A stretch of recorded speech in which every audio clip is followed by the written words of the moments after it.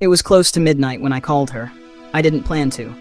My finger just hovered over her name, glowing on my phone screen, and before I could talk myself out of it, I pressed call. She picked up on the third ring. "Hey, you," she said, her voice soft and sleepy. That one word, you, always did something to me, like she was smiling through the phone. "I couldn't sleep," I said. "I kept thinking about you." She laughed quietly. "You always say that. Because it's always true." There was a pause, the good kind. The kind where neither of you rushes to fill the silence. I could hear her breathing. Somewhere in the background, a car passed. Maybe she was by the window. "How was your day?" she asked. I told her about work, about the stupid argument my boss had with a client, about the way I almost missed the bus. She listened the way she always did. Little mms, soft laughs, the occasional, "Tell me more." Then it was her turn. She talked about her roommate being annoying, about a new cafe she wanted us to try, about how tired she felt lately. I imagined her curled up in bed, hair messy, phone pressed against her cheek. "I wish you were here," she said suddenly. My chest tightened. "I'd be there in 5 minutes if I could." "I know," she whispered. "You always would." We said the small things lovers say when it's late and the world feels far away. "I miss you. I miss you more." "Promise you're not going anywhere." "I'm not going anywhere." Her voice dropped. "I love you." I closed my eyes. "I love you too." Another quiet moment. Then she sighed. "I should sleep. I've got an early morning." "Yeah," I said reluctantly. "Me too. Call me tomorrow? Always." "Good night." "Good night, baby." The line went silent. I didn't notice. I set the phone on my chest and stared at the ceiling, replaying her voice in my head. The screen dimmed, but I thought it had just locked. I assumed the call ended. Then I heard movement, a muffled sound like fabric shifting. Then her voice again, farther away this time. "Ugh, finally." I frowned. She wasn't talking to me. "Did he fall for it?" she said. A new voice answered, a woman's voice. Sharper, awake. "Obviously. You had him saying, 'I love you' again." My heart stuttered. "I swear he's so easy," my girlfriend said, laughing. "All I have to do is sound tired and sad." I picked up the phone slowly, like it might explode. "She's still talking to him?" the other girl asked. "Yeah, late night calls, sweet words, all that. He thinks we're some kind of movie couple." My throat went dry. "Are you actually gonna dump him?" There was a pause. "I don't know, not yet." "Why? Because I still need him." "For what?" "For now. Money, attention, stability. He's safe." The word cut deep. "Safe. He keeps sending me stuff," she continued. "Pays for my data, my rides, my food sometimes. And emotionally, he's always there." "So you're using him?" "Using is such an ugly word," she said. "I prefer strategic waiting." My ears rang. "What about your ex?" her friend asked.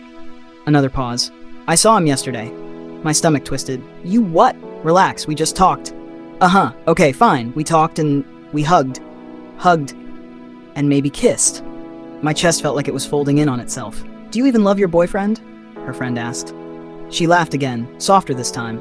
"I don't know. I don't think I ever did. I just didn't want to be alone when Mark left." Mark. The name burned. "So what's the plan?" the friend asked.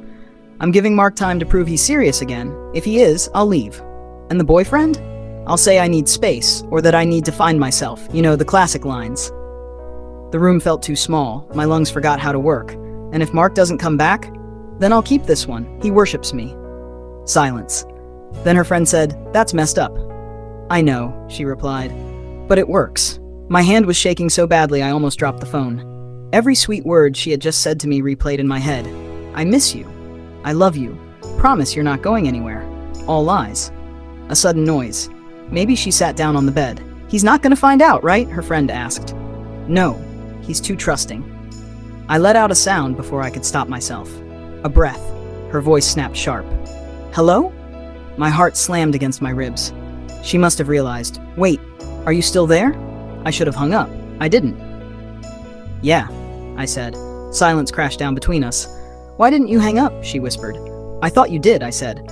My voice didn't sound like mine anymore. I heard everything. Her breathing changed. "Listen." "No," I said. "You listen." I stood up, pacing. "You never loved me?" She didn't answer. "You're seeing your ex?" "It's complicated." "You're using me?" "I didn't mean it like that." "That's exactly how you meant it?" Tears burned my eyes, but none fell. I felt hollow instead, like something had been scooped out of me. "I gave you everything," I said. My time, my heart, my trust. She sounded scared now. I didn't think you'd hear that. That's the worst part, I said. Not that you said it, that you thought I never would. I was going to tell you. When? When I figured things out. So I was just a waiting room? She didn't answer. I nodded slowly, even though she couldn't see me. Good, I said. Good what? Now I know. Please don't do this, she said. We can talk tomorrow. You're tired. No, I said. I'm awake for the first time. There was a long pause. So what are you gonna do? She asked. I thought of all the nights I stayed up for her, all the messages, all the plans I made in my head. I'm not gonna beg, I said, and I'm not gonna compete with your ex. So you're breaking up with me? I'm disappearing. What does that mean? It means you'll wake up tomorrow and I won't be there. No good morning text, no money, no emotional support, no late night calls. She inhaled sharply. You can't just vanish. I can, I said. You taught me how. Wait. I ended the call. I sat on the edge of my bed in the dark, staring at my phone. It felt heavier than before. I wanted to cry. I wanted to scream. I wanted to call her back and ask why wasn't I enough? But another thought came instead. If I hadn't forgotten to hang up, I might have spent years loving someone who was only waiting to leave.